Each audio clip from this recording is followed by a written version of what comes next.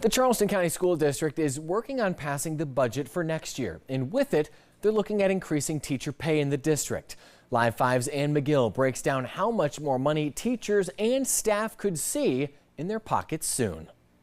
District Financial Officer Daniel Prentice says under the new budget, $12 million is being allocated to increasing staff and teacher pay, pushing the base teacher pay to more than $67,000. You referenced is the cost to provide every employee with a step to the next cell on the scale, depending on which scale they're on.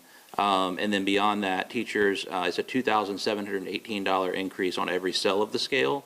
And for classified non-teachers, it would be a 3% increase across every cell of the scale. So all of that constitutes all of the compensation increases that our employees will receive. Officials are also looking at investing more than $3 million in special education services, which represents almost 40 positions that will be allocated to schools to support students with disabilities. Also included in the budget is a very large investment in expanding our weighted student funding program.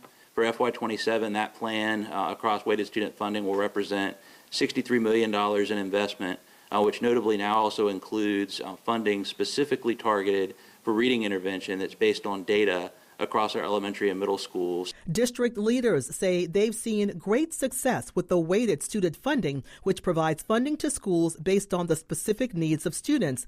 They say another big focus is the investment in the Peninsula Promise, which would roll out universal pre-K on the peninsula.